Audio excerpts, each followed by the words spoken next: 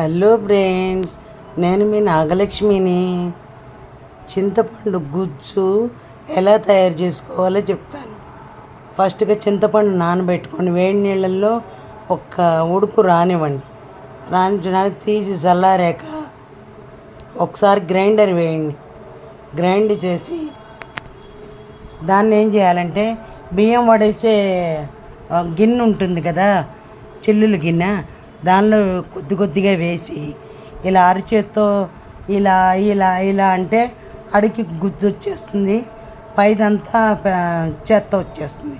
ఆ చెత్తను తీసి అవతల పారేసి గుజ్జు తీసి దానిలో ఉప్పు కలుపుకొని నిల్వ చేసుకోవాలి. ఎన్నాళ్ళైనా నిల్వ ఉంటుంది.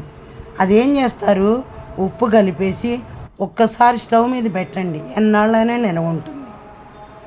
ఈ మామిడికాయ గుజ్జు దీన్ని ఎలా చేసుకోవాలి, మామిడికాయలు పెచ్చు తీసేసి సన్నగా కాదు, మాగాయ ముక్కల్లాగా తరిగేసి ఒక్కసారి గ్రైండ్ చేసుకుని దానిలో రాళ్ళ ఉప్పు కలపండి. ఉప్పు కలిపేస్తే కాసేపటికి ఉప్పు అంతా కరిగిపోతుంది. నోటి రాసుకుంటే ఉప్పుగా ఉండాలి. అలాగన పెట్టేసుకుంటే అది కూడా చాలా రోజులు నిల్వ ఉంటుంది. పండుమిరపకాయలు ఇది కూడా ఏం చేస్తామంటే తొడాలు తీసేసి మిరపకాయని తడిగుడ్డతో తుడిచేసేయండి. గాలికి ఆరబెట్టనిచ్చేసి గ్రైండ్ చేయండి. అరకిలోకి పావు కిలో ఉప్పేసి గ్రైండ్ చేసేయండి. బాగా గ్రైండ్ చేసి ఇలా పెట్టుకోవాలి. ఇలా పెట్టుకుంటే చాలా రోజులు నిల్వ ఉంటుంది. ఇది కూడా దేనిలో కావాలంటే దానిలో వేసుకోవచ్చు.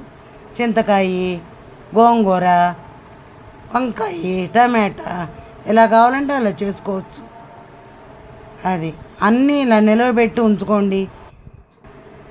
తర్వాత ఇది ఆవాలు, మెంతులు, ఒక అరడబ్బాడు ఆవాలు, అరడబ్బాడు మెంతులు వేయించేసి బాగా పొడి మూర్లు ముక్కుట్లో వేయించి చల్లారాక గ్రైండ్ చేసుకోవాలి. దీనిలో ఉప్పులు ఏం కలపక్కర్లేదు.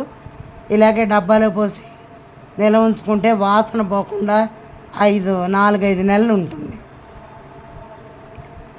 నిల్వ చేసి పెట్టుకోండి. ఎలా కావాలంటే అలా వాడుకోవచ్చు, దేంట్లోనే వేసుకోవచ్చు. అలాగే కొత్తిమీర కూడా శుభ్రంగా కడిగేసి ఆ గాలికి ఎండబెట్టేసేయండి. ఇంట్లోనే ఎండబెట్టేసి అడుగున ఒక పేపర్ వేసేసి ఇలా నిల్వ పెట్టుకోండి. పైన ఒక పేపర్ వేసేయండి. చాలా రోజులు నిల్వ ఉంటుందండి, 15 రోజులు ఉంటుంది. అలాగే కరివేపాకు కూడా అంతే. కడిగి శుభ్రంగా ఎండబెట్టేసి అడుగున పేపర్ వేసి పైన పేపర్ వేసి పెట్టేయండి. అది కూడా 15 రోజులు నిల్వ ఉంటుంది.